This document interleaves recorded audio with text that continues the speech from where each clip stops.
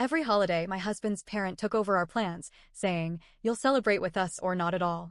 My husband sighed and said, "Just go along with it." I smiled and replied, "Sure, but first, let's watch this video together." As the screen lit up, their expression changed from smug to pure panic. For the first few years of our marriage, my in-laws controlled every single holiday. Christmas, Thanksgiving, Easter, hell, even the 4th of July. Every time a holiday approached, I'd hold my breath, waiting for the inevitable phone call from my mother-in-law, Carol. And it always came. Carol never asked what our plans were. She never cared. She told us where we'd be, what time we needed to arrive, and sometimes even what we should bring. It was always the same: "You'll celebrate with us or not at all." If I ever tried to suggest something different, she'd act like I was insane.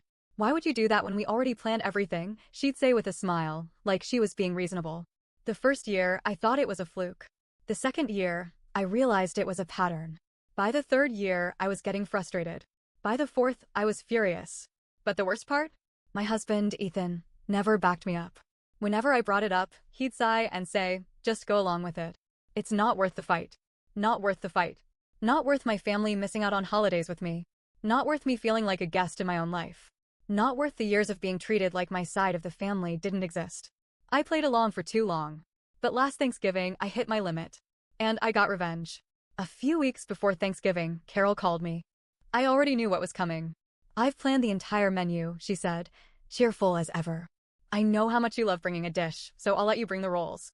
I almost laughed out loud. She was letting me bring the rolls. Not even homemade ones. Store-bought. As if I was some distant acquaintance, barely worthy of contributing to the meal. I took a deep breath.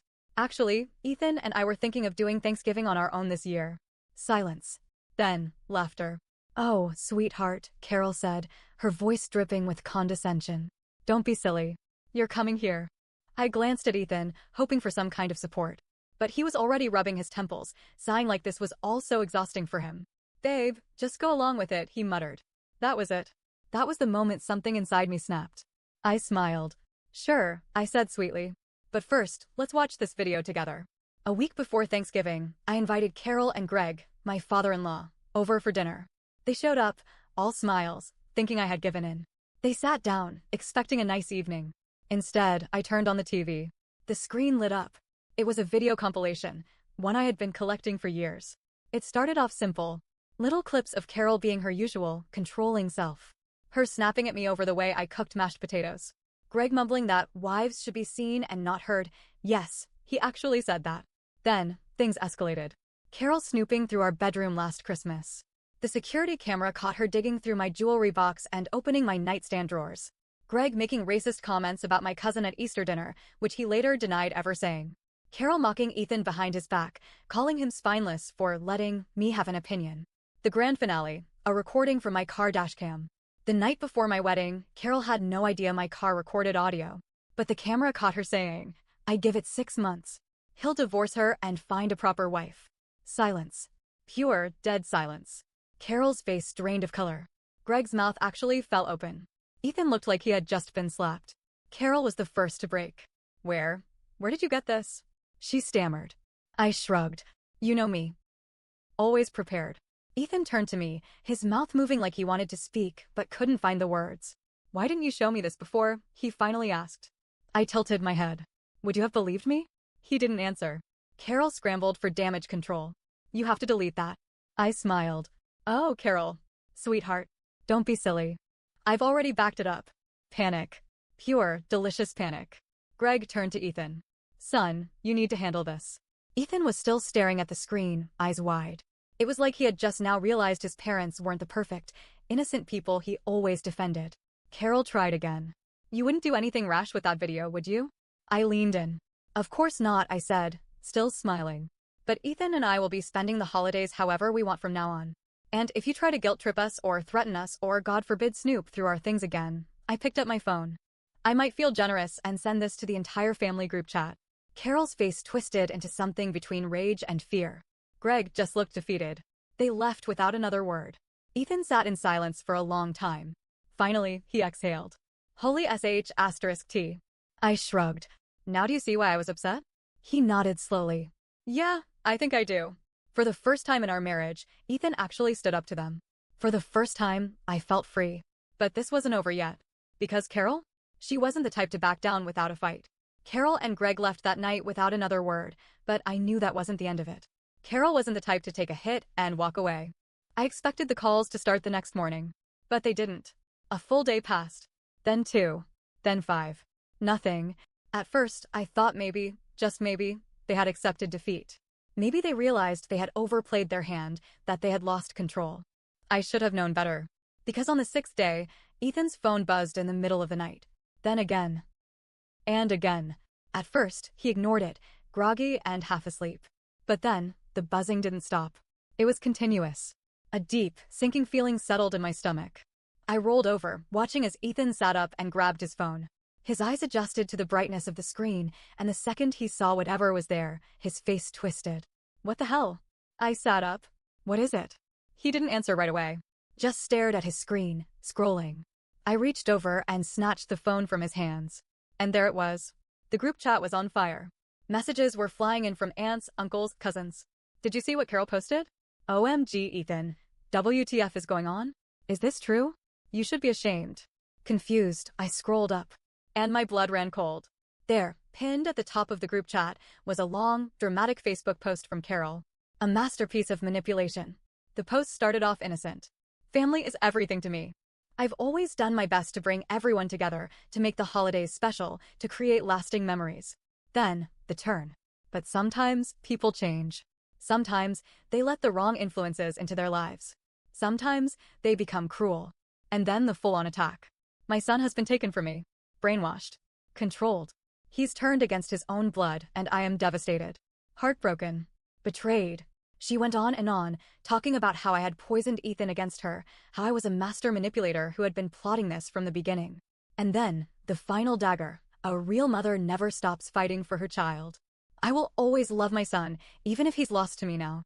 But I pray that one day, he sees the truth before it's too late. The comments were flooded with sympathy. I'm so sorry, Carol. You don't deserve this.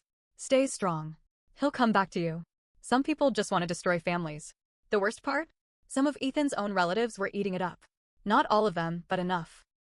I scrolled through, disgusted, and spotted messages from his Aunt Margaret, his cousin Josh, even his own brother, Ryan. His own brother. You guys are really doing this? Cutting off your own parents? Over what? They love you, man. You need to think about this. I clenched my fists. She's flipping the script, I muttered. Making herself the victim. Ethan's face was pale. He looked like someone had just punched him in the gut. I don't understand, he whispered. I did. Carol had lost control of Ethan in private. So now, she was trying to control him in public. And the worst part? It was working. I put Ethan's phone down and grabbed my own. In situations like this, I had learned silence was a weapon. If I started defending myself, if I wrote some long post trying to explain my side, it would just validate what Carol was saying. So I did nothing. But Ethan? He couldn't ignore it. That morning, he called his mom. She answered on the first ring, fake tears already in her voice. Ethan, sweetheart, I knew you'd come around. I knew you'd realize how much you're hurting this family. Ethan took a shaky breath. Mom, take the post down. Silence. Then, a sharp little laugh. Oh, honey, why would I do that? Ethan's grip tightened on the phone. Because it's a lie. She gasped, actually gasped, like he had just slapped her. A lie? Ethan, I have done nothing but love you. And what do I get in return? Humiliation? Betrayal? Ethan pinched the bridge of his nose. Mom, you went through our bedroom. You called my wife controlling. You said you hoped I'd divorce her. Carol sniffled dramatically. Oh, so she's feeding you lines now? I know how this works. First, she isolates you. Then, she makes you doubt your own mother. Ethan's jaw clenched. I saw the videos, Mom. With my own eyes. Carol went quiet. And then, her voice changed. The fake sobs vanished. She dropped all pretense. Her voice turned cold. Well, if that's how you feel, she said, voice clipped, then I guess we'll see you at Christmas. Or not at all. And she hung up. Ethan stared at the phone like it had grown teeth. Then, he exhaled. Holy sh*T. I crossed my arms. Now do you see what I've been dealing with? He nodded. Slowly. For the first time, I saw real anger in his eyes. Not frustration. Not helplessness. Anger. She's not getting away with this, he muttered. And for the first time in our marriage, I believed him. After Carol's dramatic post, Ethan's phone didn't stop buzzing. Messages poured in, family members demanding explanations, some defending his mom, others just looking for drama. At first, Ethan tried responding. This isn't what you think. You don't know the full story. There are things you haven't seen. Mom isn't the victim here. But it didn't matter. People wanted to believe the lie. And the worst part? Carol knew it. She had spent years shaping her image, the perfect mother, the devoted matriarch who only wanted the best for her son. Now, she was doubling down. A few days later, Ethan's brother, Ryan, called. Look, man, Ryan said, voice tight. I don't know what's going on, but Mom's a mess. She hasn't eaten in days. She cries all the time. She says you won't even talk to her. Ethan rubbed his face. Ryan, she's playing you. She's fine. You don't know that, Ryan shot back. She's lost weight. She's not sleeping. Dad says she just sits in the dark, waiting for you to come to your senses. I almost laughed. Carol? Sitting in the dark? Dramatic as hell. Ethan wasn't convinced either. If she's suffering so much, he asked, why is she still posting on Facebook? Ryan hesitated. She's just trying to explain her side. Ethan let out a bitter laugh. Her side is a bunch of lies, he snapped. Did she tell you she went through our bedroom? Did she tell you she called my wife controlling? Did she tell you she said she hoped I'd get divorced? Ryan went quiet. Then, no. Of course not. Because Carol only told the version that made her look good. She's your mother, Ethan, Ryan said finally. Are you really going to throw her away over this? Ethan's face hardened. I'm not throwing her away, he said. She's the one giving me a choice, her way or nothing. Ryan didn't answer. Just sighed and muttered, think about it, man. Then he hung up. Ethan stared at his phone. Then, slowly, he turned to me. I think she's planning something. I crossed my arms. She always is. But neither of us were prepared for what she did next. A week later, Ethan was at work when someone knocked on our door. I was home alone. I checked the peephole. And my stomach dropped. It was the police. For a split second, I panicked. Had something happened to Ethan? An accident? Was he hurt? I yanked the door open.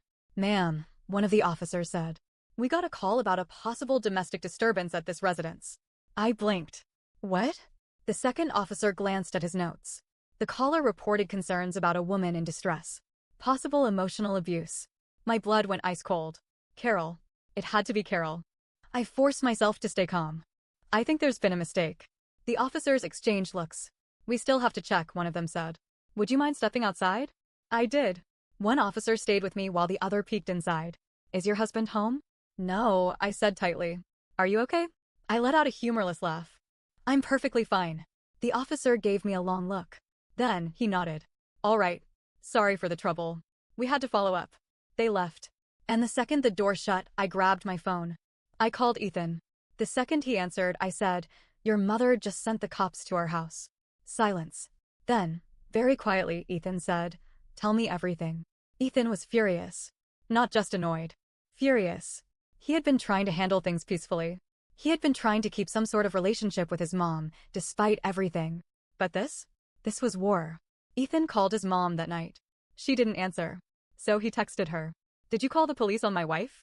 Read at 9:42 p.m. No response. He waited an hour. Then, he called again. This time, she picked up. Oh, sweetheart, she sighed. I was just about to call you. Did you send the cops to our house? Ethan cut in. Silence. Then, she gasped. Actually gasped. Oh my God, is that what they told you? No, honey, I would never do that. But, I mean, I did mention to a friend that I was worried about you, and maybe she called, but I had no idea. Ethan hung up. No yelling. No arguing. Just hung up. Then, he turned to me. She's done. For the first time, he cut her off. Blocked her number. Blocked her on Facebook. Told his family everything. Carol tried everything to get him back. Called from different numbers. Had Greg text, your mother is sick with worry. Had Ryan send a long message, she's still your mom, man. Ethan didn't budge. Then, Carol did the one thing she had left. She showed up. At Ethan's office. In tears. Security had to escort her out. That night, she left him a voicemail. Through sobs, she whispered, I hope you're happy, Ethan. You broke your mother's heart. I don't even know if I'll be here next Christmas. I hope you can live with yourself. When Ethan played it for me, I waited for him to react. For him to sigh. To look guilty. Instead, he just shook his head. She's never going to stop, he muttered. I put my hand on his. So what do we do now? Ethan thought for a moment. Then, he looked up at me. And he said something I never thought I'd hear. We end this. Carol had made her move. She had lied. She had manipulated. She had turned family against us. She had even sent the police to my door. And when that didn't work, she showed up at Ethan's office. It was clear she wasn't going to stop. Not unless we made her stop. So Ethan made a choice. He called a family meeting. It was time to end this. Ethan sent out a message in the family group chat, "We need to talk. Everyone. No more side conversations. No more rumors. This ends now. Meet at our house this Saturday." Carol saw it. She didn't respond. But I knew she would come. She wouldn't miss an opportunity to turn the narrative back in her favor. By Saturday, the tension in our house was thick. Ethan barely spoke that morning. I could see it in his face, he was dreading this. But underneath, I saw something else. Determination. He was done being controlled. At exactly 3 p.m., they arrived. Carol, Greg, Ryan, a few cousins, some aunts and uncles. Carol walked in last, like a queen entering her throne room. Her eyes scanned the room, her lips pressed into a tight little smile. She looked confident, like she still thought she could win. I almost felt bad for her. Almost. No one sat down. The room was too charged, too tense. Ethan stood in the middle of it all, his arms crossed. Carol sighed dramatically. "Ethan, honey, is this really necessary? This family has been through enough." Ethan's jaw clenched. "Yeah, Mom. It is." She put a hand to her chest. "I just want to fix things. I've been sick with worry. I haven't eaten, I haven't slept." Ethan cut her off. "Then why did you send the police to our house?" The room went silent. All eyes turned to Carol. She blinked, her lips parting in fake surprise. "What? Police?" "Ethan, I would never stop lying." Ethan's voice was sharp. Carol flinched. For the first time, she looked nervous. Greg shifted uncomfortably. Ryan cleared his throat, avoiding eye contact. But Ethan wasn't finished. "I didn't want to do this," he said, pulling out his phone. "I really didn't. But you forced my hand." Then, he pressed play. The voicemail from Carol filled the room. "I hope you're happy, Ethan. You broke your mother's heart. I don't even know if I'll be here next Christmas. I hope you can live with yourself." Her voice was thick with manipulation. The silence after the recording was deafening. Then, Ethan looked up. And his next words shattered everything. "This is emotional abuse." Carol's mouth fell open. She looked around the room, her eyes darting from face to face, searching for support. But no one spoke. Even Ryan was silent. "I have spent my entire life trying to make you happy," Ethan said, his voice shaking. "But it's never enough, is it? You always need more control, more attention, more power over me. And when you lose even a little bit, you lash out. You spread lies. You attack my wife. You turn my family against me." Carol shook her head quickly. "That's not true. That's not true. Ethan, honey, you're confused. Ethan took a step closer. "You told my wife I'd divorce her. Before we were even married." A few gasps. Carol's face went red. I didn't mean you went through our bedroom. You insulted my wife. You lied to this entire family about what happened." Ethan turned to Greg. "Dad, you've been quiet. Do you want to defend her?" Greg shifted, uncomfortable. I mean, your mother only meant well." Ethan let out a bitter laugh. "Of course she did." Then, he turned back to the group. "This is the truth. You've all seen it now. You can either believe it or keep pretending. But either way," he looked Carol in the eyes. "We're done." Carol's face twisted. Pure rage. "You can't just we can." "And we are." Ryan took a step forward. "Ethan, man, come on. She's still our mom." Ethan exhaled, shaking his head. "No, Ryan. She's your mom. She's my abuser." And just like that, it was over. Carol broke. Her entire body shook. "You can't do this to me. I am your mother." Ethan didn't even flinch. "Then act like one." He turned to the door. "Get out." Carol hesitated. For a split second, I saw something flicker in her eyes. Not sadness. Fear. She knew. She had lost. She let out a shaky breath. Then, she turned and walked out. Greg followed. Then Ryan. Then the others. No goodbyes. No apologies. Just silence. When the door finally clicked shut, Ethan let out a long, slow breath. His shoulders slumped. His hands trembled. I reached for him. He let me. And for the first time in years, he was free. Carol didn't stop trying. For weeks, she sent messages. Begging, pleading, threatening. Ethan never answered. When Christmas came, she sent a long, dramatic email. "I never thought my own son would abandon me on the holidays. I hope your new family is worth it. Ethan read it. Then, without a word, he deleted it. We spent Christmas alone. For the first time, there was no pressure. No guilt. No walking on eggshells. We made hot cocoa. We watched old movies. We laughed. And for the first time in years, the holidays felt like ours. Not Carol's.